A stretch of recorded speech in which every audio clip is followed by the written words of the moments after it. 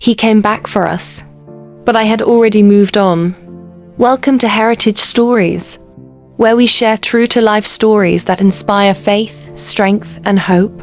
After I sent Daniel the picture of his son and blocked him, I thought that was the end. That some endings don't end quietly. 3 days later, someone knocked on my door. When I opened it, my heart stopped. Daniel was standing there. He looked nothing like the confident man I once knew. His shoulders were heavy. His eyes were tired. Regret was written all over his face. Ada, please.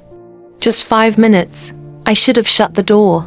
But I didn't. He stepped inside and saw my son playing with his toy cars on the floor.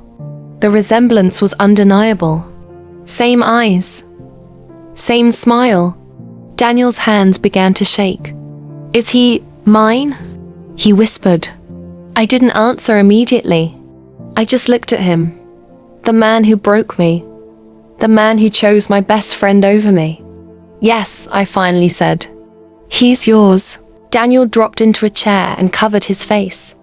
I had imagined this moment so many times. Imagined him begging, crying, regretting. But now that it was happening, I felt nothing. No anger. No love. Just peace. I made a mistake, he said. Kioma and I fight every day. She said she only married me because she didn't want to lose. It was competition for her. Ada, I was blind. Blind. That word again. He moved closer. Let me fix this. Let me take care of you both. We can start again. Start again. I almost laughed. Daniel, I said calmly.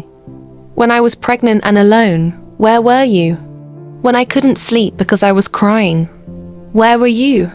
When I was in the hospital giving birth, calling your name in pain, where were you? He had no answer. Tears rolled down his face. I didn't know. You didn't try to know. Silence filled the room. My son looked up at Daniel and smiled innocently. That small moment broke something in him. He knelt down and whispered, I'm your daddy. But fatherhood is more than biology. I will not stop you from being part of his life, I said firmly. He deserves a father, but I will never be your wife. His head snapped up. Ada, please. No, I said softly but strongly. I loved you, truly. But the woman who loved you died the day you chose my best friend. For the first time, he realized he had truly lost me. Weeks passed. Daniel started visiting regularly. He brought diapers, toys, money. He tried to prove he had changed. And then something unexpected happened. Someone new walked into my life. His name was Tund. He was kind, patient, not loud, not dramatic. He met me at a small business seminar. He didn't rush me. He didn't pressure me. He respected my past and adored my son. For the first time in years, I felt safe. One evening, Daniel came to pick up our son and saw Tund dropping us off at home. The jealousy in his eyes was loud. So you've moved on? He asked bitterly. I looked at him calmly.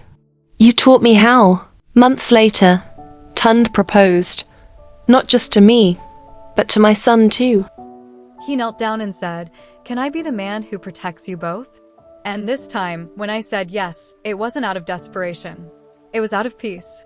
Daniel attended the wedding quietly. He held our son's hand as I walked down the aisle, but not toward him. Toward the man who chose me without hesitation. Sometimes the greatest revenge is not anger. It is healing. It is growth. It is happiness without the person who hurt you. Daniel lost a woman who loved him deeply.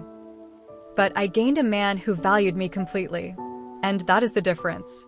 Like, share, and subscribe for more stories of faith and hope.